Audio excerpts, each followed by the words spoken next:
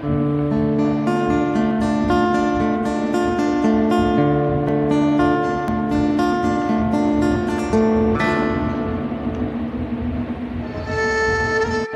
alhamdulillah, salatu wassalamu ala sayyidina wa habibina wa syafi'ina rasulillah maulana Muhammad ibn Abdullah wa ala alihi wa sahbihi wa mawalah, amma ba'du.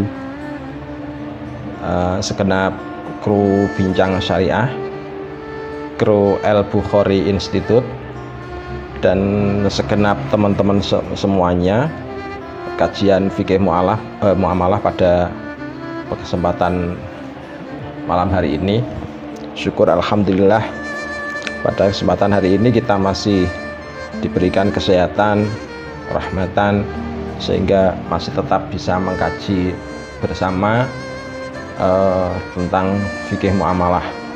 Kebetulan untuk slide yang saya serahkan ke Mas Masrur ini bertemakan fikih industri, tapi sebenarnya jatah kita untuk kajian malam hari ini sebenarnya adalah tentang masalah kirot. Jadi kirot dengan industri itu ada keeratannya apa tidak? Ya ada, sangat erat sekali.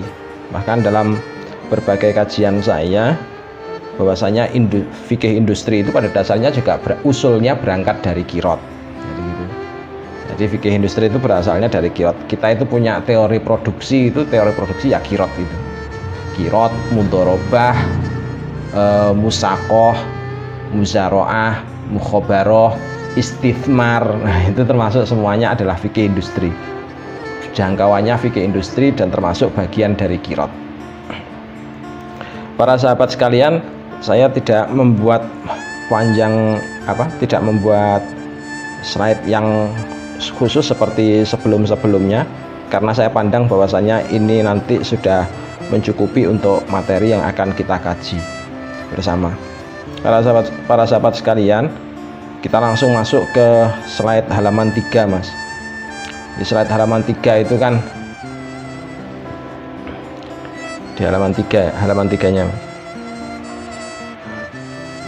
Nah, di halaman 3 itu ada sebuah definisi. Definisi ini pada dasarnya juga sama dengan definisi di tentang kirot.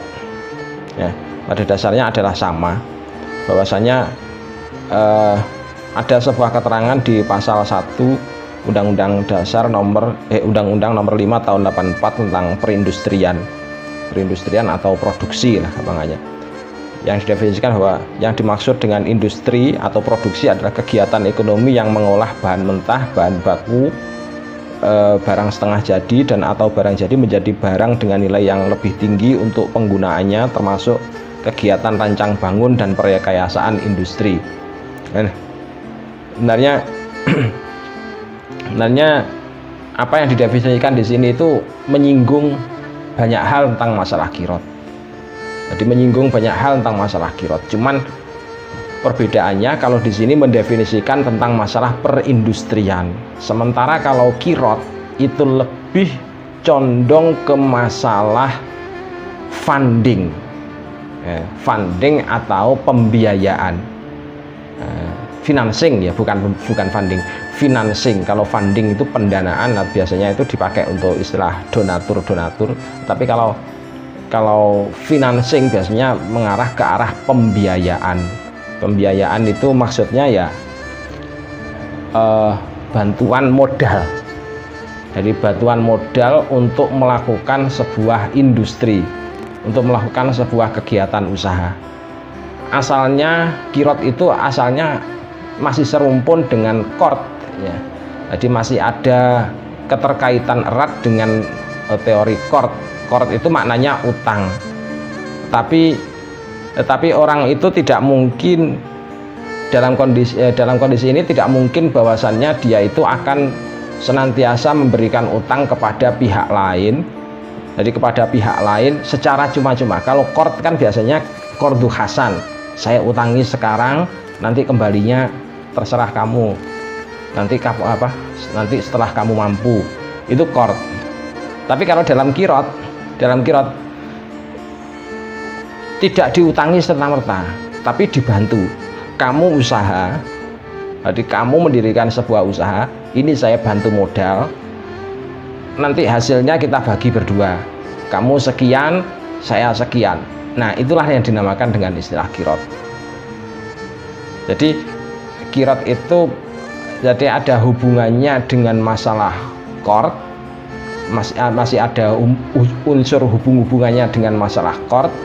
Tujuannya kalau dihubungkan dengan qard ini, tujuannya adalah sebenarnya dari qirot itu tujuannya untuk mendidik supaya orang itu tidak gampang berhutang, tetapi orang itu mau berusaha untuk melakukan suatu kegiatan usaha. Cuma dirinya itu nggak punya modal. Jadi dia ini nggak punya modal. Kalau kitanya yang mungkin sebagai investornya itu punya modal tapi nggak punya ruang usaha.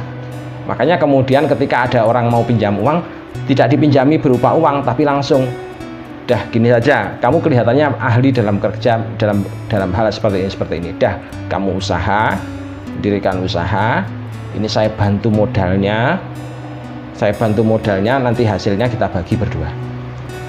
Nah, itu jadi dalam qirot itu memang ada unsur istilahnya unsur menghutangi, tapi ada juga unsur istilahnya unsur mendidik. Jadi mendidik supaya orang itu menjadi mandiri, ekonominya terangkat. Jadi itu, ya itulah indahnya dalam agama Islam. Itulah indahnya dalam agama Islam. Jadi dalam hal ini itu membedakannya dengan qard itu memang ada istilahnya itu ada keterhubungannya sedikit-sedikit. Ada juga keterhubungannya dengan rohen. Kalau rohen itu cuma jaminannya itu langsung jaminan berupa fisik. Kalau kamu nggak bisa mengembalikan utangmu tepat waktu, maka barang yang kamu jadikan jaminan saya jual. Itu kalau di rohen. Tapi kalau di qirot nggak ada jaminan. Jaminannya dia itu orang yang dimodali itu, jadi pihak yang dimodali itu hanya punya keterampilan saja. Jadi dia itu punya keterampilan, punya keahlian, dia nggak punya barang apapun sehingga nggak punya jaminan untuk modal, tapi dia itu hanya punya jaminan profesi, jaminan manfaat misalnya. Dari sisi akad kafalahnya gampangannya begitu. Jadi punya jaminan manfaat. Oleh karena itu maka akhirnya kemudian dibantu dengan menggunakan qirot. Jadi istilahnya kalau rohen itu adalah jaminan berupa fisik, sementara kalau qirot itu ada hubungannya dengan masalah jaminan berupa pekerjaan. Cuma bedanya kalau rohen itu tidak ada akad bagi hasil, tapi kalau dalam qirot ada akad bagi hasil. Ya makanya kemudian disebut juga dengan istilah akad produksi. Lanjut aja Mas, lanjut aja halaman berikutnya. Di slide berikutnya itu di sana. Ini pada dasarnya unsur dari qirot atau rukun daripada qirot. Rukun daripada qirot itu ya sama dengan sebelum-sebelumnya. Ya. Rukun daripada qirot sama dengan rukun industri gampangannya. Yang pertama adalah ada sigoh akad. Sigoh akadnya itu pasti sigoh produksi. Sigohnya adalah sigoh produksi. Artinya saya bantu kamu modal, kamu usaha, nanti hasilnya kita bagi hasil. Jadi, makanya kemudian disebut dengan istilah sigoh produksi, ya, sigoh akadnya. Jadi akad produksi. Yang kedua ada muta'akiden. Muta'akidennya itu berarti ada mudhorib, ada robul mal. Jadi ada mudhorib, ada robul malnya. Robul malnya itu berlaku sebagai investor. Terus kemudian mudhoribnya itu berlaku sebagai orang yang menjalankannya di lapangan. Jadi orang yang menjalankan di lapangan. Yang ketiga adanya modal atau roksul mal. Roksul mal ini wajib diserahkan di muka. Jadi roksul malnya itu wajib diserahkan di muka. Artinya investor atau robul mal itu harus menyerahkan uangnya kepada pihak mudhorib untuk dipakai, untuk dikembangkan dan dipakai sebagai usaha. Nah itu terus kemudian adanya produk industri. Kalau produk industri itu maksudnya adalah ya termasuk yang diakati lah. Jadi yang termasuk yang diakati. Jadi kalau misalkan qirot itu kalau akadnya qirot secara mutlak, jadi qirot secara mutlak biasanya istilahnya ruang usahanya tidak dibatasi apapun. Pokoknya kamu usaha. Nanti hasil usaha apa saja, ini saya modali, kamu pakai usaha, nanti hasilnya apa, kita bagi hasil. Itu dalam konteks seperti ini, maka dia masuk kategori akad qirot. Tapi kadangkala juga dibatasi dengan wilayah-wilayah tertentu. Misalkan kamu mau buka apa, kamu mau usaha apa? Saya mau mendirikan sebuah showroom. Kamu sudah punya dana, punya modal belum? Belum ini. Saya hanya punya modal sekian. Terus, baik, kekurangan modalmu berapa? Saya kurang modal sekian. Baik, saya bantu. Saya modali dengan sekian. Nanti kita bagi hasil di belakangnya. Nah, akad yang semacam ini biasanya dikenal dengan istilah akad mudharabah. Terus kemudian kalau objek akadnya itu berupa tanaman kurma dan tanaman anggur, maka dalam madhab Syafi'iyah kemudian dikenal dengan istilah akad musaqah. Kalau objeknya itu adalah tanaman jangka pendek, usia pendek, maka masuk akad muzaroah dan mukhabarah, tergantung asal benihnya. Asal benihnya dari pihak Rabbul Mal ataukah dari pihak amil. Kalau dari pihak amil maka disebut dengan istilah akad mukhabarah, tapi kalau dari pihak Rabbul Mal maka disebut dengan istilah akad muzaroah. Ada perjanjian bagi hasil di belakangnya. Jadi ada perjanjian bagi hasil di belakangnya. Makanya, nah semua ini termasuk bagian dari akad qirot dan juga termasuk bagian dari akad industri. Nah, terus kemudian yang berikutnya adalah ada pola bagi hasil atau pembagian dividen.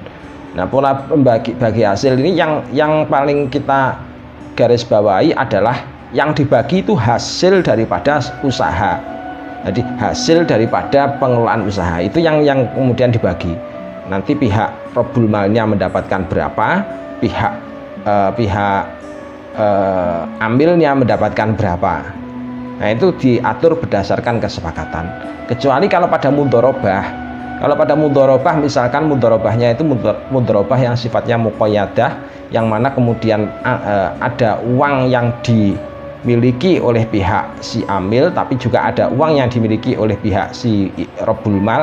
Pada dasarnya akad mudharabah yang semacam ini pada dasarnya masuk di kategori akad syirkah, aslinya masuk akad syirkah inan, tapi ada ulama yang mengumpulkan ini masih termasuk akad mudharabah. Jadi masih masuk akad mudharabah. Nah, ya terserah kita mau masukkannya di mana. Jadi istilahnya ada syubhat-syubhatnya di situ. Disebut mudharabah iya, disebut akad syirkah juga iya. Kalau syirkah maka masuk akad syirkah apa? Masuk akad syirkah inan. Cuma kendalanya satu. Kalau di syirkah itu pihak amilnya itu semua orang, semua syarik itu menjadi pihak amil. Tapi kalau dalam mudharabah, pihak yang melakukan kerja itu cuma satu, yaitu pihak amil saja. Sementara pihak Rabbul Malnya tidak melakukan kerja. Jadi itu kunci utamanya. Langsung lanjut aja, Mas. Ya, lanjut aja. Jadi corak sistem kerjasamanya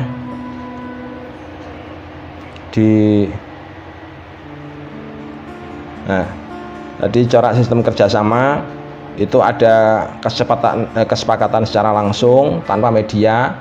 Ini khususnya untuk akad qirot yang terdapat dalam fikih-fikih klasik ya. Jadi beberapa waktu ini saya sempat menuliskan gara-gara faktor ini kesepakatan secara langsung tanpa media ini. Jadi istilahnya antara pihak Rabbul Mal dengan pihak amil itu adalah pihak yang saling mengenal antara satu sama lain. Jadi pihak yang saling mengenal antara satu sama lain. Makanya karena itu maka dalam akad qirot dan akad mudharabah, akad musaqah, akad muzaroah, akad mukhabarah itu pada dasarnya basicnya adalah akad amanah. Jadi karena basicnya akad amanah, maka kemudian pihak yang melakukan itu harus saling mengenal. Kedudukan antara pihak mudharib dengan pihak Rabbul Malnya itu kedudukannya ibaratnya seperti wakil dengan muwakil. Karena ibaratnya seperti wakil dan muwakil, maka batas maksimal atau batas atas toleransi akad qirot ini hanya bisa berlaku di wilayah yang batasnya adalah masa Fathul Qasri. Jadi batasnya masa Fathul Qasri. Disebabkan apa? Nah, disebabkan karena di dalam akad wakalah itu kan tidak boleh ada ketentuan, tidak boleh membawa barang yang diberikan oleh muwakil hingga melebihi masa Fathul Qasri, hingga menyeberangi lautan dan lain sebagainya, kan ada ketentuan itu. Itu sebabnya kemudian kita bisa memasukkannya di sini, kita menurunkannya dalam akad qirot sini.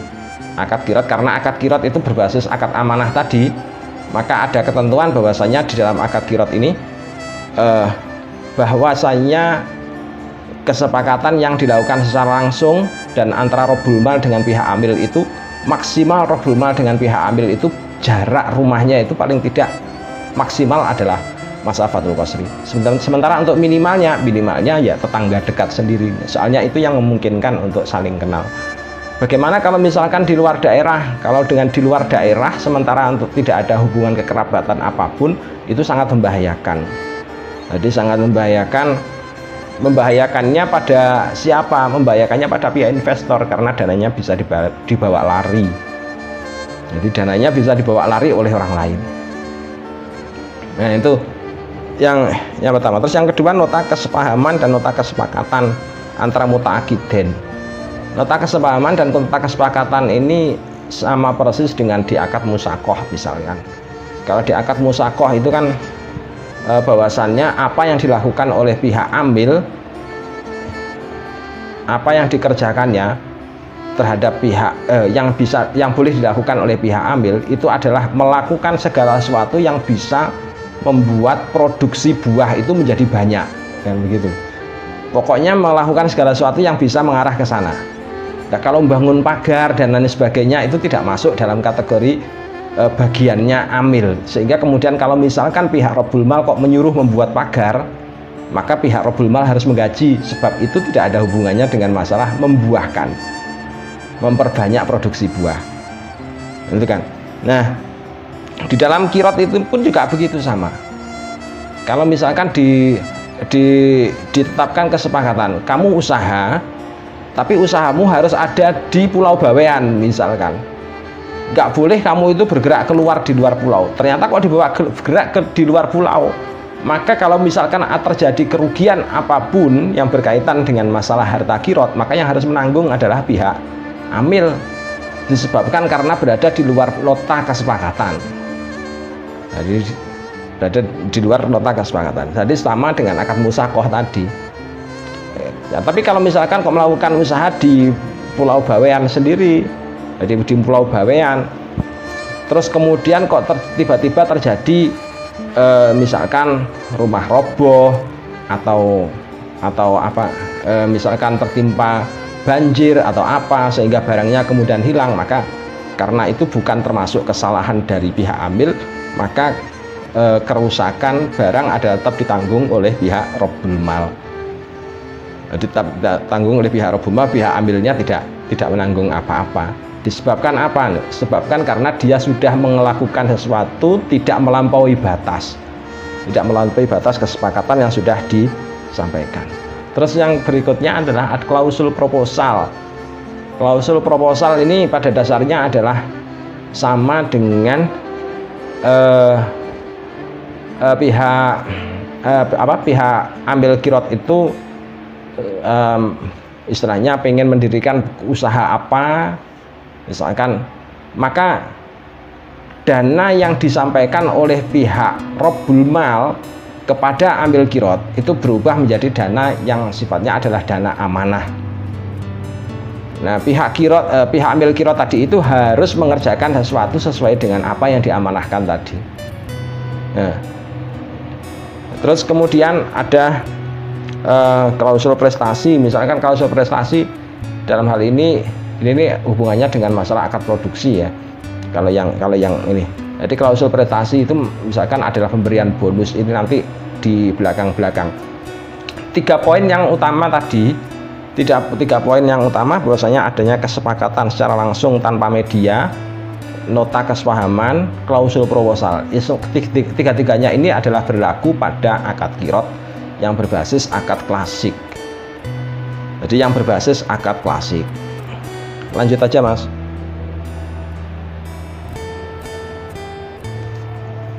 Lanjut aja Mas ke halaman berikutnya. Berikutnya adalah derajat kekuatan kontrak. Ya.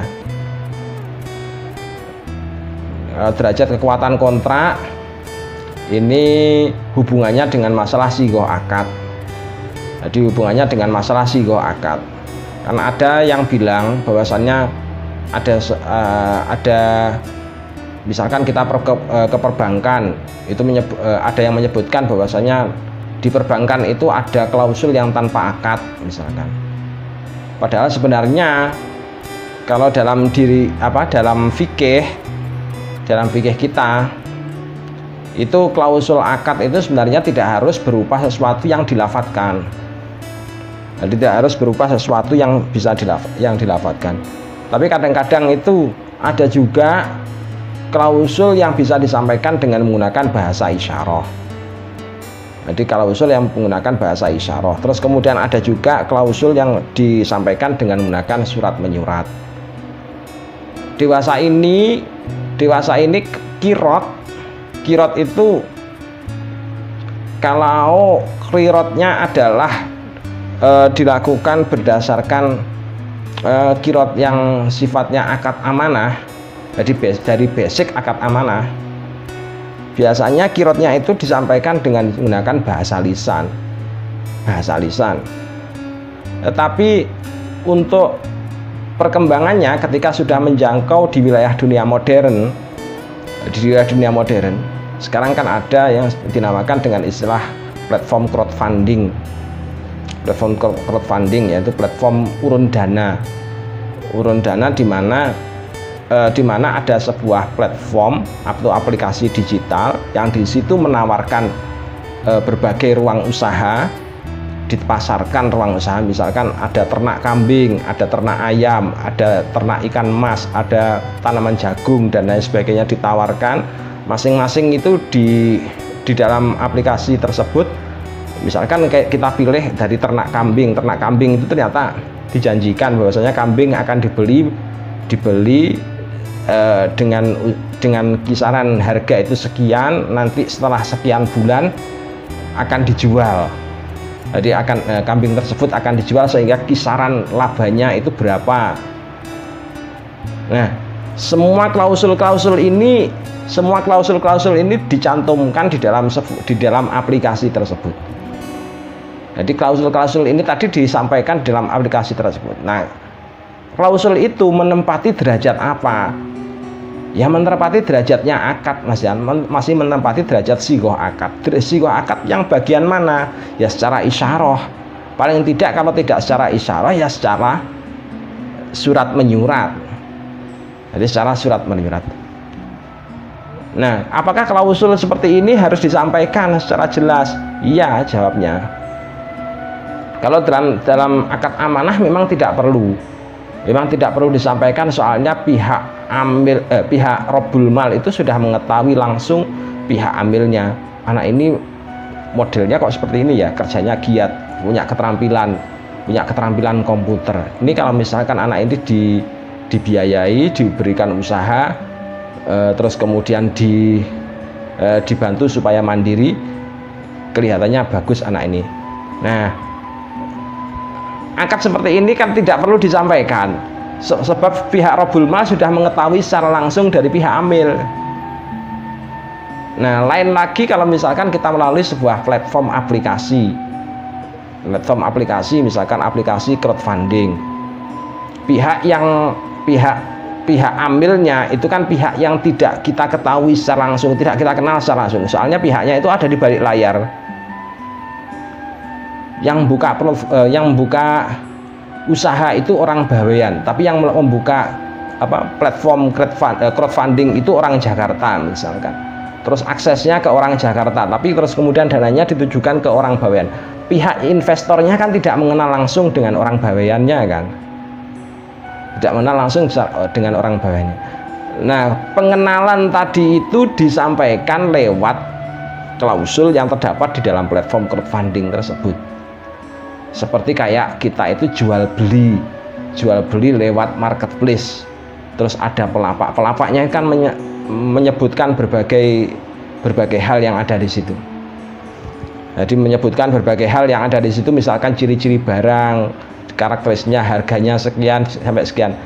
Itu kan harus disebutkan. Nah, di dalam kirot pun juga sama, sebab kirot itu juga masih cabang dari jual beli. Wajib disebutkan hal yang semacam itu. Termasuk misalkan perkiraan usahanya itu berapa bulan. Terus perkiraan labanya berapa bulan, janji kesepakatan untuk bagi hasilnya berapa persen. Misalkan 18% atau 20% dengan masa kontrak selama 4 bulan atau 7 bulan atau 6 bulan, misalkan semacam itu. Nah, itu semua harus disampaikan. Disampaikan dalam bentuk sigoh akad. Paling tidak itu nanti menjadi bahan taksiran. Jadi menjadi bahan taksiran dari pihak Rabbul Mal.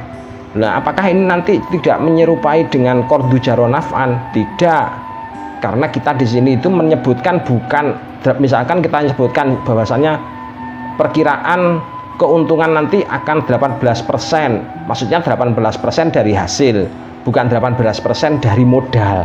Kalau 18% dari modal, maka itu betul qordin jaro naf'an. Tapi kalau 18% ya itu dari hasil, maka itu namanya masih masuk dari kelompok akad mudharabah atau akad kirot. Nanti kita akan kembangkan lebih lanjut di belakang. Lanjut aja, Mas. Lanjut aja. Nah, ini termasuk bagian dari penyimpangan akad yang mungkin juga terjadi pada kirot, yaitu adanya testimoni palsu. Sama kalau di dalam jual beli ada testimoni palsu, maka dalam kirot pun juga ada testimoni palsu. Seringkali pihak amil, pihak yang memasarkan dana itu, kalau kita tidak hati-hati maka kita bisa terjebak. Ada seseorang menawarkan investasi, ternyata investasinya menjadi investasi bodong. Nanam kurma, ternyata kurmanya nggak ada. Terus perkiraan kurma nanti hasilnya adalah sekian, ternyata kurmanya saja belum ditanam. Contohnya ini termasuk bagian dari testimoni palsu ya, semacam ini. Nah, terus kemudian berikutnya adalah ada pihak yang berakad tidak memahami kesepakatan kontrak. Ini juga bisa menjadikan seringkali menjadikan cekcok antara pihak Rabbul Mal dengan pihak ambilnya ini. Dan ini seringkali, terutama di lingkungan pedesaan itu seringkali terjadi hal-hal yang semacam ini, yaitu pihak yang berakad itu nggak memahami tidak paham dengan klausul kesepakatan kontrak. Misalkan yang sering disalahpahami oleh masyarakat antara kirot yang menggunakan sistem bagi hasil syariah dengan sistem bagi hasil konvensional. Kalau sistem bagi hasil konvensional, misalkan pada ternak kambing ya, ternak kambing itu yang dijual adalah anaknya langsung dibagi jadi 2. Misalkan anaknya 2, maka 1 kepada pihak amil, 1 miliknya Rabbul Mal. Terus kemudian indukannya itu langsung dibawa pulang oleh pihak Rabbul Malnya. Nah, akad yang modelnya seperti ini termasuk akad yang fasad, termasuk bagian dari kulu qordin jaro naf'an lil mukrid, aslinya masuk ke sana, atau paling tidak termasuk bagian dari akad hablul hablah. Jadi hablul hablah, jadi membeli indukan kambing yang masih ada, membeli anakan kambing yang masih ada dalam kandungan. Jadi seolah-olah begitu, sehingga kemudian pihak ambil itu bisa rugi, bisa tidak rugi. Rugi itu kalau misalkan ternyata indukannya nggak segera menghasilkan anak. Ini yang sering terjadi dan seringkali terjadi di wilayah-wilayah pedesaan. Terus kemudian tidak ada yang sengaja untuk berlaku doror. Ini biasanya terjadinya pada praktek tanaman. Jadi pada praktek paruhan sawah, ngedok sawah dan lain sebagainya. Ini yang sering terjadi ini jadi merugikan pihak lain, khususnya misalkan pihak yang pihak amilnya. Disebabkan karena apa? Karena tanahnya tidak disewa, tapi tanahnya itu langsung diberikan porsi, seolah-olah porsi kerja. Misalkan saya menanami ladangnya seseorang, nah karena orangnya itu nggak bisa ikut mengerjakan, maka bagian sawahnya itu saya berikan bagian 1 porsi dari 5 porsi. Jadi hasil panennya nanti itu dibagi menjadi 5, yang 1 porsi untuk tanah, 1 porsi untuk penggarap, yang 3 porsi untuk robul mal. Biasanya seringnya seperti itu. Nah, akad yang semacam ini termasuk akad fasid. Disebabkan karena apa? Disebabkan karena tanah itu tidak ada kerjanya, tidak ada kulfahnya. Karena tidak ada kulfahnya, maka seharusnya tanah ini adalah disewa.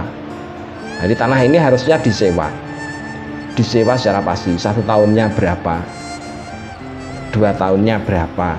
Jadi harusnya disewa semacam itu, atau 1 kali masa tanamnya disewa berapa. Nah, ini yang harusnya adalah semacam itu. Nah, ini yang juga sering menjadi bahan perdebatan, termasuk bahan persengketaan di wilayah-wilayah pedesaan. Lanjut aja, Mas. Sekali lagi, nah ini idealitas akad. Ini kita kembali masih mempersoalkan bahwasannya kirot itu kirot di kitab-kitab Turoth itu adalah kirot yang sifatnya ideal. Jadi kirot yang harusnya bersifat ideal. Kenapa? Karena tidak ada unsur pihak ketiga yang ikut campur tangan.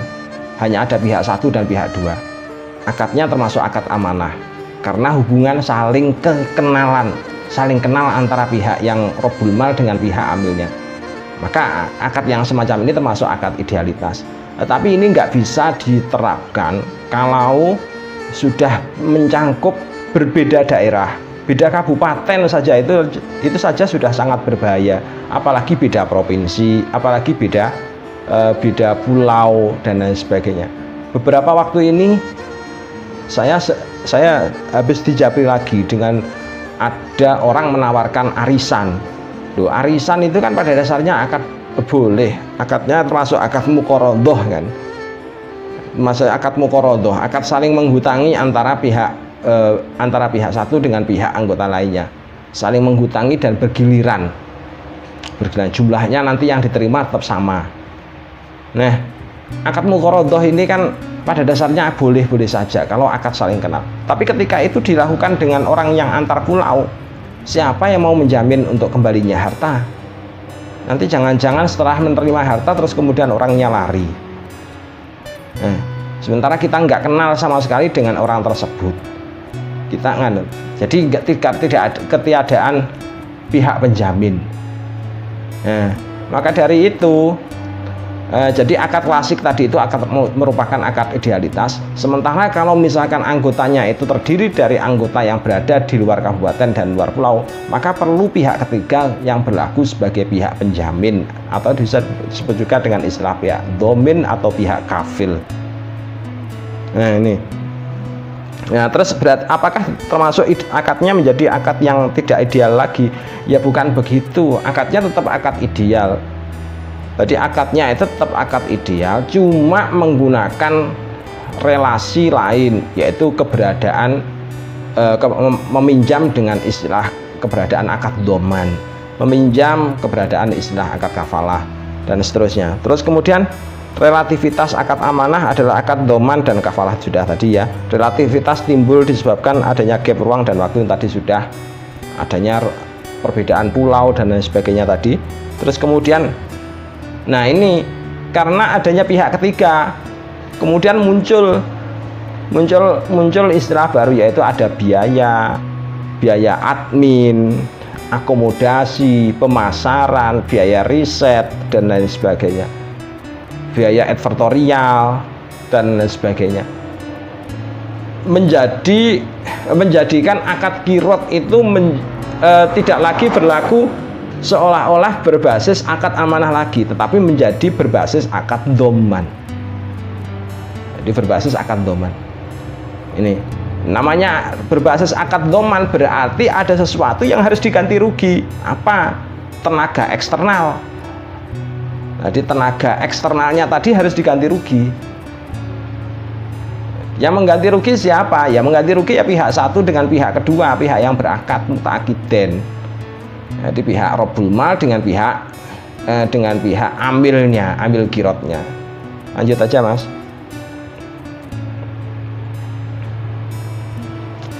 Ini termasuk jaminan terhadap sahihnya akad. Nih. Jadi jaminan yang harus dilakukan oleh keberadaan pihak ketiga ini paling tidak ada beberapa hal di sini. Yang pertama ada jaminan bisa ditunaikannya harga barang dan jasa, termasuk bisa ditunaikannya kalau misalkan itu yang disampaikan adalah berupa apa? Berupa dana untuk melakukan suatu kegiatan produksi tertentu, maka dana tersebut harus bisa disampaikan, harus ada pengawasan terhadap pihak yang melakukan, termasuk kita sedang memakai dananya orang lain, paling tidak kan harus ada kontrol terhadap orang yang menerima dana tersebut, ini betul-betul digunakan usaha atau tidak. Jadi kan harus ada kontrol. Nah, biaya untuk melakukan kontrol kan paling tidak harus dipikirkan.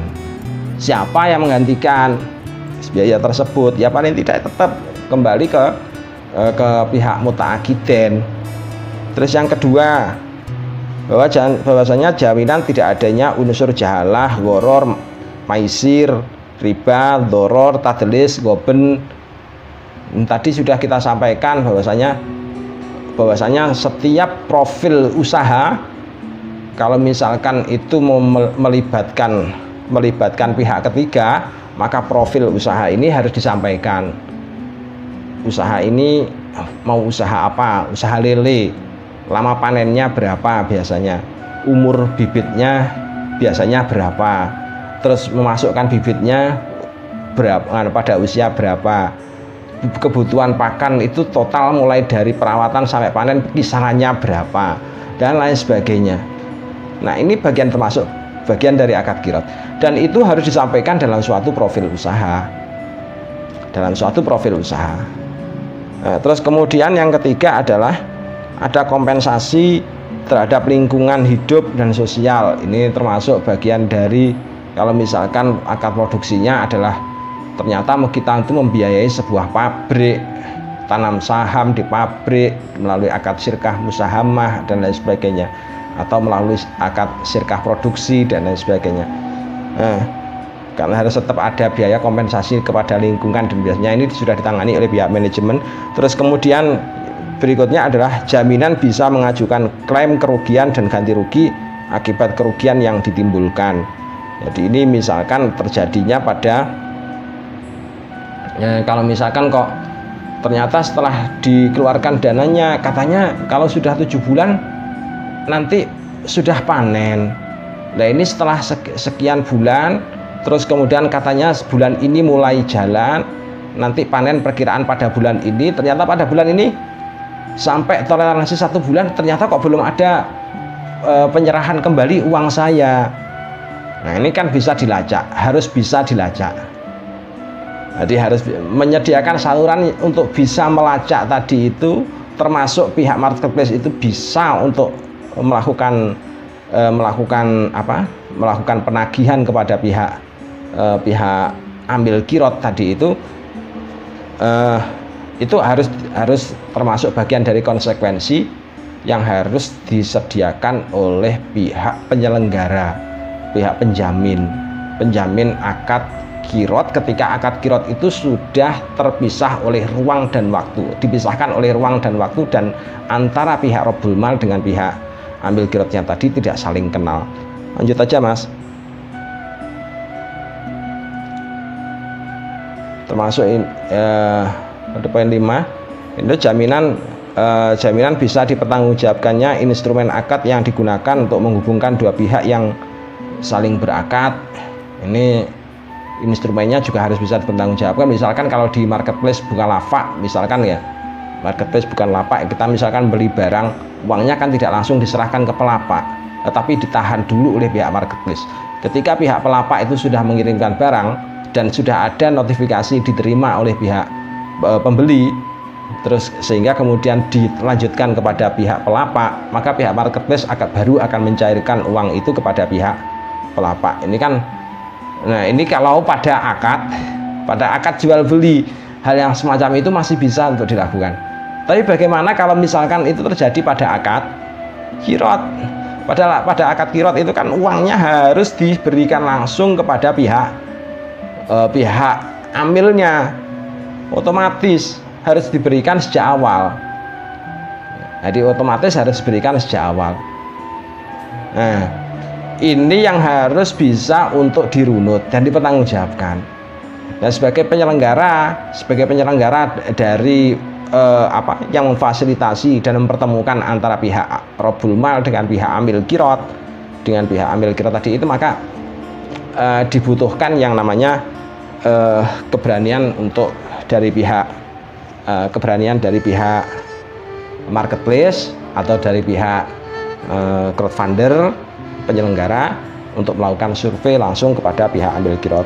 Terus kemudian jaminan perlindungan data pribadi ini kalau misalkan menggunakan Techfin, teknologi finansial, misalkan jaminan bisanya akad berlaku reversible atau akad khiyar, misalkan setelah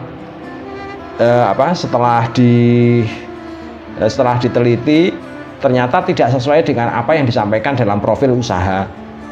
Katanya mau dipakai ternak ikan lele, ternyata bukan ikan lele yang diternak. Ikan apa yang diternak? Ternyata ikan wader. Ya sudah jelas sudah beda. Harganya saja, harga di pasaran sudah beda antara ikan lele dengan ikan wader. Nanti pengaruhnya terhadap hasilnya juga begitu.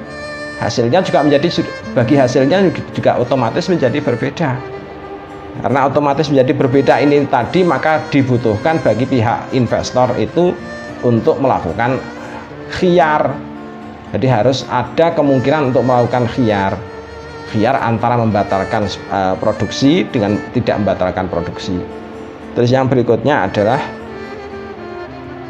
kita langsung ke instrumen akad, Mas. Lanjut.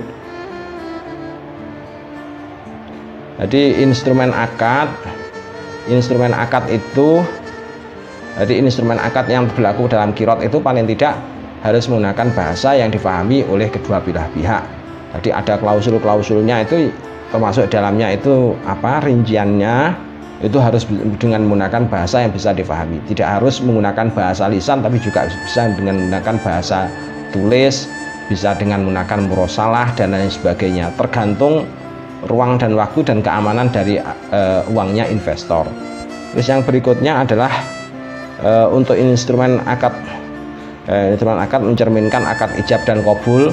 Ini biasanya seringkali ditentang oleh minhum ini, yang katanya kalau tidak dengan menggunakan bahasa lisan katanya nggak ada akad.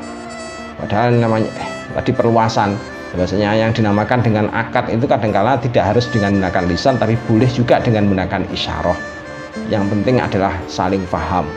Terus kemudian wajib kompatibel dan fair sehingga tidak ada kecurangan.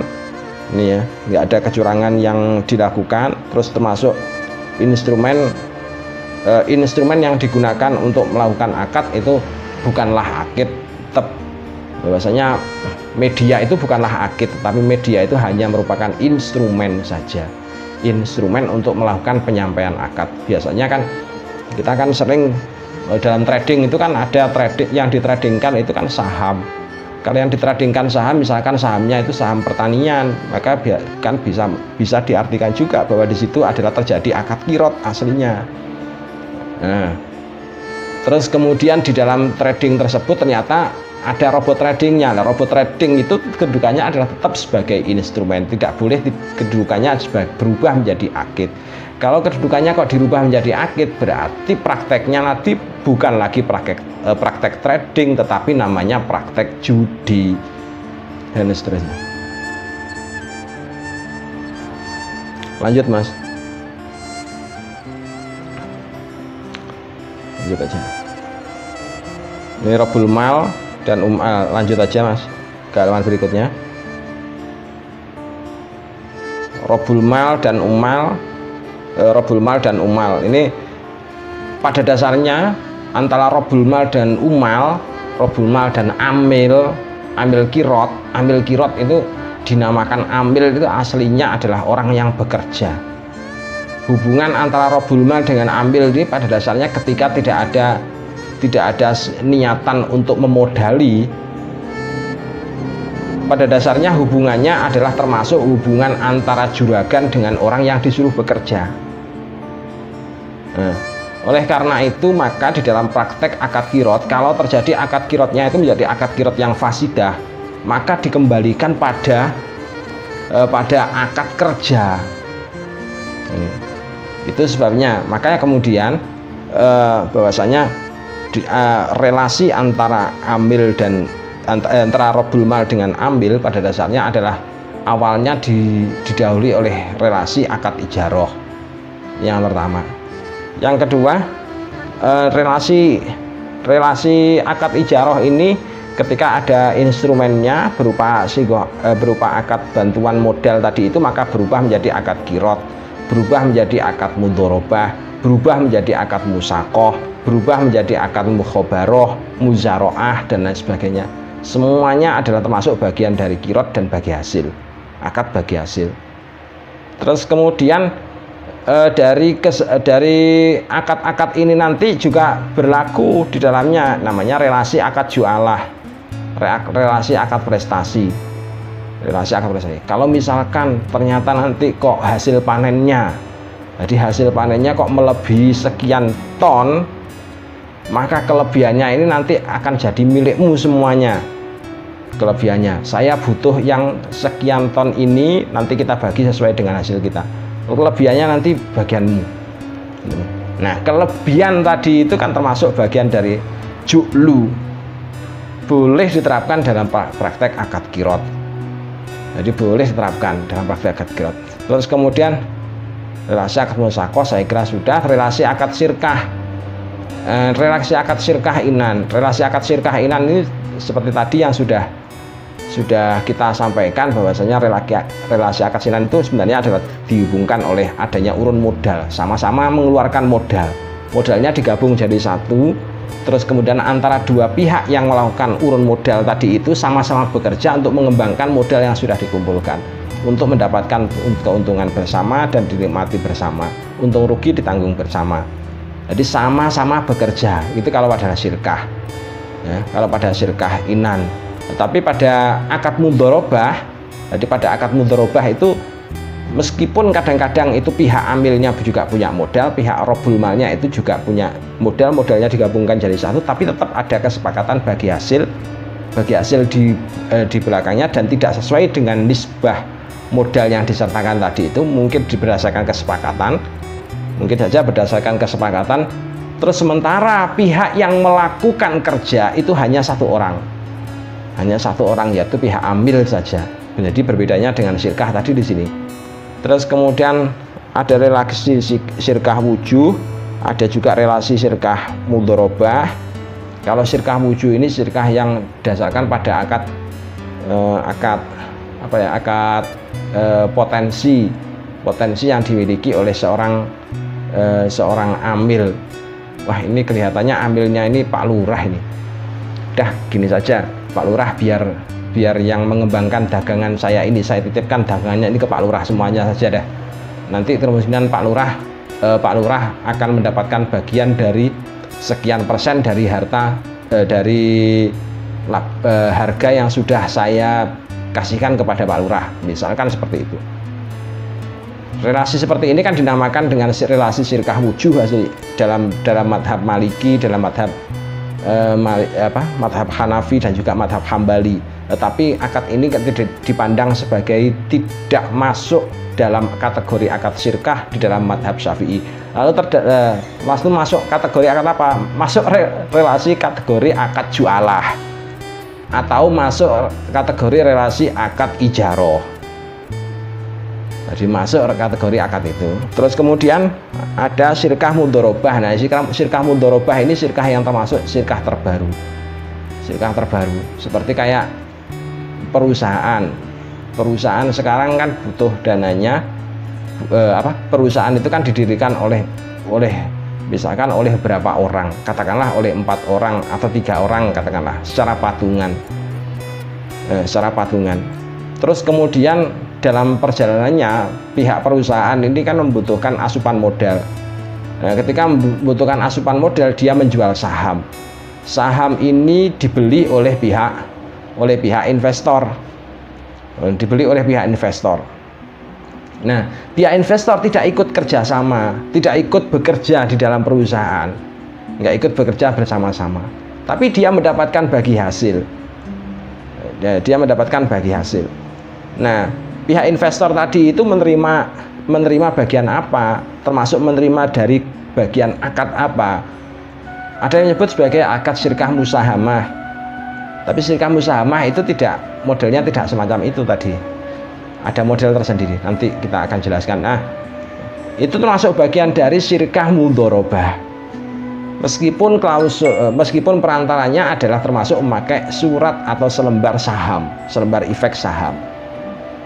Tapi kalau polanya semacam tadi itu, maka disebut dengan syirkah mudharabah. Mengapa? Pertama karena yaitu tadi alasannya pihak yang investornya itu tidak ikut bekerja. Yang bekerja tetap amil. Nah, amilnya siapa? Amilnya itu yang sebelumnya itu menjadi syarik. Antara amil satu dengan amil yang lain menjadi syarik. 3 orang ini menjadi syarik, urun modal, melakukan pengembangan usaha bersama. Nah, inilah syarik yang sebenarnya.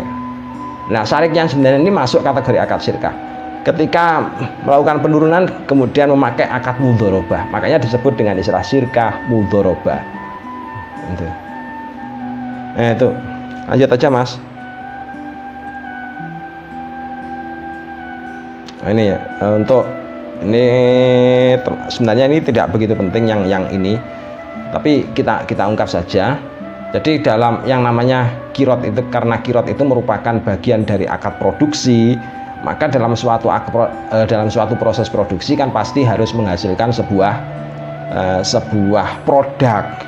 Nah, produk ini harus sah berlaku sebagai sil'ah, harus sah berlaku minimal sebagai komoditas. Jadi harus sah berlaku sebagai komoditas. Nah, kalau harus sah berlaku sebagai komoditas berarti produknya ini harus sah berlaku sebagai mabi, barang yang bisa untuk dijual belikan. Nah, barang yang bisa dijual belikan itu barang apa saja? Ya, ainin musyahadah, syai'in mausufin timah, atau barang yang memiliki akad luzumah antara pihak ambil dan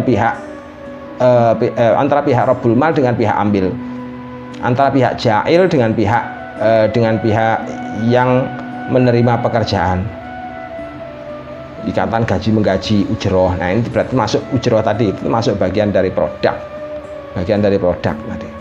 Nah, itu ini adalah kunci utama. Jadi kalau misalkan di dalam akad kirot tersebut terjadi sebuah relasi akad kirot, tetapi terus kemudian produk akhirnya itu tidak berupa sil'ah, maka otomatis kirot tadi itu pada dasarnya sebenarnya bukan kirot, tetapi berupa apa? Akal-akalan yang diatasnamakan sebagai kirot. Contoh misalkan praktek EDC cash. Jadi misalkan EDC cash, edinar cash, jadi edinar coin dengan edinar cash, yang beberapa waktu lalu sudah sempat saya kupas dan heboh pada waktu itu. Terus akhirnya disambung dengan diadakannya Bahsul Masail di daerah mana itu, Depok kalau tidak salah ya. Mas Masrur mungkin ikut-ikutan di dalamnya. Nah, itu termasuk contoh dari praktek kirot. Jadi mengatasnamakan kirot, mengatasnamakan adanya suatu kegiatan produksi, tapi ternyata produknya itu tidak berlaku sebagai sil'ah. Ya berarti proses produksinya batal. Soalnya termasuk usaha yang diatasnamakan produksi tadi itu bersifat mulgho, yang diabaikan. Lanjut aja, Mas. Ciri utama dari produk, saya kira ini ciri utama dari produk nih. Nah, ini ciri utama dari produk itu minimal adalah bernilai sebagai kimah. Jadi bisa dia berlaku sebagai kimah. Kalau namanya kimah itu berarti harus mata uang, harus berupa mata uang yang berlaku. Namanya mata uang itu harus dibatasi dengan, bisa dibatasi dengan uruf, bisa dibatasi dengan suatu daerah. Itu mata uang. Kalau tidak bisa dibatasi dengan uruf, tidak bisa dibatasi dengan suatu daerah, dia dibatasi dengan istilah global dan lain sebagainya, maka itu namanya bukan kimah. Jadi namanya, sebab yang dinamakan kimatul misli itu selalu ada kaitannya dengan masalah daerah. Kimatul mislinya orang Indonesia itu apa? Ya rupiah. Kimatul mislinya orang Amerika apa? Ya dolar. Kimatul mislinya orang Inggris itu apa? Ya pound sterling dan lain sebagainya. Nah, yang berikutnya adalah barang yang bisa dinilai. Jadi kalau tidak berupa kimah ya harus berupa barang yang bisa dinilai. Kalau barangnya bisa dinilai ya mutakawam. Kalau mutakawam ini kan banyak macamnya. Pokoknya yang penting adalah wajib ada berupa ain dan wajib berupa atau jasa lah, jasa yang bisa diakui. Namanya jasa itu berarti manfaatul ain. Jadi yang dinamakan jasa atau manfaat itu adalah manfaatul ain, bukan sesuatu yang tidak berikatan dengan ain sama sekali. Karena kalau ada sesuatu yang tidak berikatan dengan ain berarti namanya bukan jasa. Namanya bukan jasa. Lanjut, Mas. Syaratnya lagi bahwasanya di dalam produk itu adalah wajib yang namanya adanya namanya adanya halal. Terus kemudian yang kedua adalah harus thayyib, karena ini merupakan perintah nas. Jadi halalan thayyibah. Nah, jadi halalan thayyibah. Halal itu dalam arti fisiknya itu terdiri atas barang halal. Thayyib itu berarti mekanisme mendapatkan produk tadi itu harus bisa dilakukan secara benar. Nah, dilakukan secara benar ini kan berarti caranya itu kadang harus juga bisa memenuhi unsur soleh atau unsur benar, unsur bagus. Jadi kulluma sholaha ayyakuna mabi'an, sholaha ayyakuna thamnan, dan seterusnya. Kan di situ ada kata-kata sholaha itu berarti harus soleh. Nah, terus lanjutnya, Mas, lanjut aja.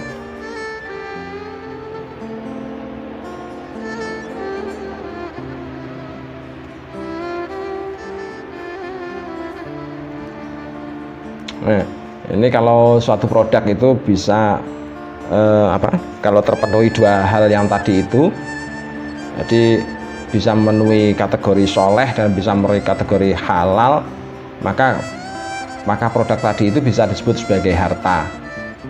Bisa disebut sebagai harta. Kalau tidak memenuhi soleh, memenuhi thayyib atau memenuhi halal, maka tidak bisa disebut sebagai harta, kecuali kalau pada madhab Hanafi. Kalau pada madhab Hanafi kan jangankan barang suci, barang najis pun juga bisa menjadi mal.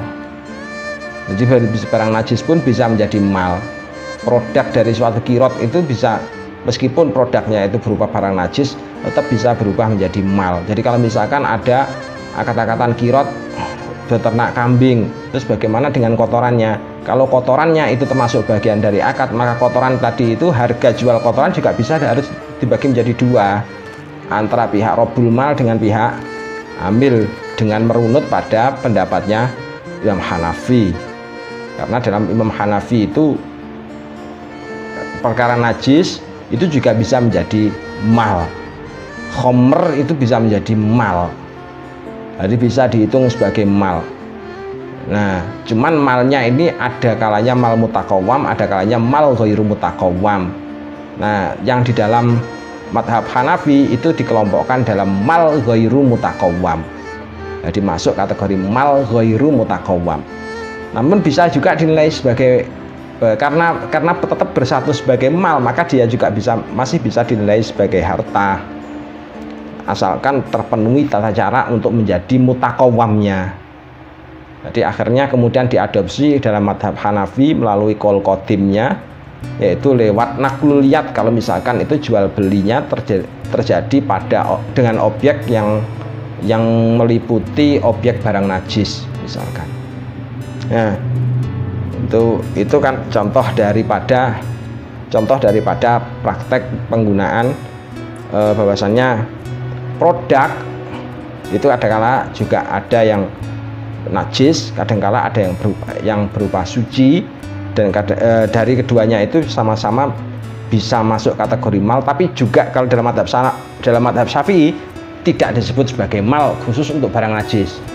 Jadi yang disebut sebagai mal itu adalah harus barangnya itu berupa barang yang suci, sebagaimana syarat daripada mabik. Ya, terus kemudian yang kedua adalah yang bisa diserupakan dengan harta atau mutamawal. Lanjut aja Mas. Untuk jasa akad kirot dengan objek jasa. Lanjut aja Mas. Akad kirot dengan objek jasa. Biasanya ini seringkali kalau dalam madhab lain sering dikelompokkan dalam termasuk akad syirkah abadan. Jadi masuk kategori akad syirkah abadan. Nanti kita akan bahas di belakang saja masalah syirkah abadan itu. Jadi kalau dalam madhab lain sering disebut sebagai syirkah abadan. Sama ini kalau dalam kirot ini, kalau dia dikelompokkan dalam akad kirot, maka kerjasama dengan ada seseorang yang menjadi amil penyedia jasa. Jadi dia itu pelaku jasanya, sementara pihak robul malnya itu misalkan kayak Grab gitu. Relasi antara Grab dengan pihak pekerjanya itu relasinya relasi apa? Kalau kita kok berpatokan bahwa itu relasi antara gaji menggaji, jelas tidak itu. Wong yang menggaji itu pihak yang menumpang kok. Yang membayar itu pihak yang menumpang, bukan pihak Grabnya. Pihak Grab itu hanya berkedudukan sebagai fasilitator. Dia hanya berkedudukan sebagai fasilitator, penunjuk order dan lain sebagainya. Jadi bergeraknya di sana. Dia mendapatkan fee nanti dari rumusan penghitungan yang saya tidak paham untuk penghitungan sebelumnya. Tapi yang jelas itu antara relasi antara pihak Grab dengan pihak sopirnya, sopir Grab itu relasinya termasuk bisa dikategorikan sebagai akad kirot juga bisa. Disebabkan karena apa? Karena ada akad bagi hasilnya di belakang, yang entah model bagi hasilnya itu bagaimana saya kurang paham, tapi yang jelas itu ada bagi hasil antara pihak driver dengan pihak Grabnya. Nah, jadi masuk kelompok akad ini tadi, akad kirot. Terus kemudian kalau misalkan produknya produk jasa, maka jasanya bukan termasuk jasa yang haram, bisa diambil manfaatnya, bisa diambil jasanya, jelas jasanya. Kalau misalkan untuk Grab itu penyedia aplikasi layanan driver, ya menyediakan aplikasi betulan.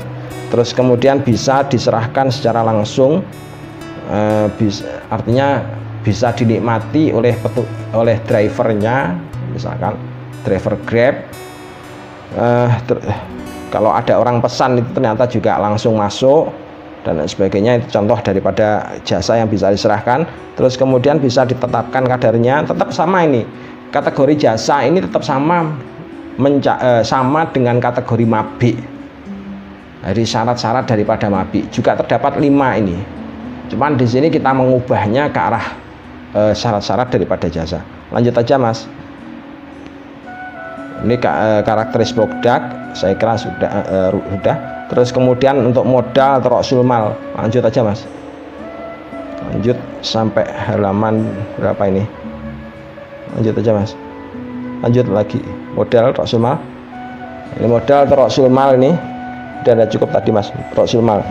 Jadi modal atau rasul mal ini bisa diperoleh kalau zaman dulu itu biasanya kan langsung dari pihak investornya.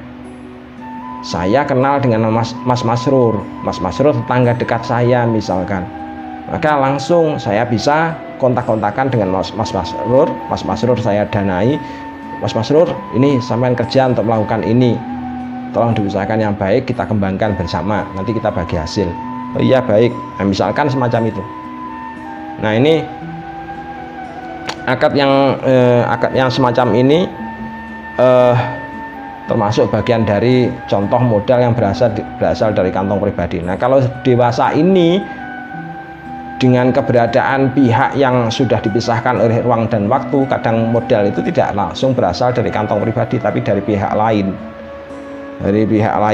Bukan dari pihak Robbul Mal sendiri, tetapi dari pihak investor lain yang titip kepada pihak Robbul Mal. Lanjut aja Mas.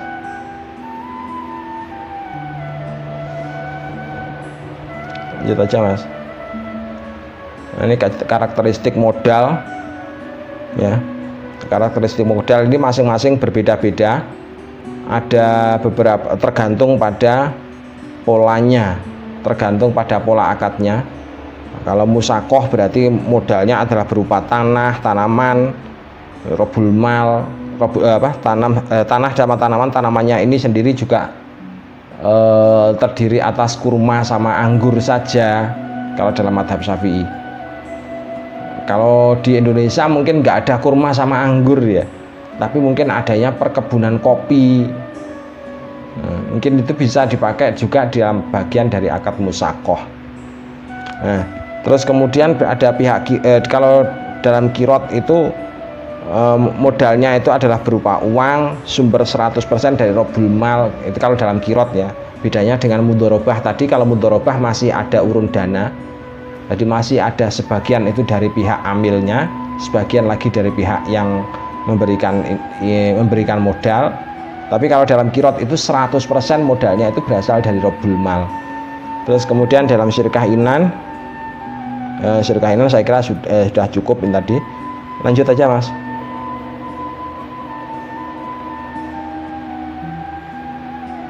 Lanjut aja Mas. Ini yang sebagai catatan kesimpulan dari kita, yaitu bahwasanya dalam dunia produksi kita, relasi antara pihak pemodal dan amil atau antara syarik satu dengan syarik yang lain adalah dilandasi oleh semangat ta'awun dan akdun irfaq. Akdun irfaq itu saling kasih sayang, saling kasih sayang, pembinaan. Termasuk bagian dari hal ini adalah relasi antara pihak amil kirot dengan Robbul Mal tadi. Aslinya adalah termasuk bagian dari akdun irfaq juga. Karena apa? Karena pihak yang dimodali itu tujuannya adalah untuk diangkat kehidupannya, diangkat kondisi ekonominya dengan jalan dipinjami modal, dipercaya untuk melakukan usaha, terus kemudian diajak untuk bagi hasil di belakangnya. Saya kira sementara ini dulu Mas, kita lanjutkan dalam sesi dialog saja. Dari saya akhiri. Assalamualaikum warahmatullahi wabarakatuh.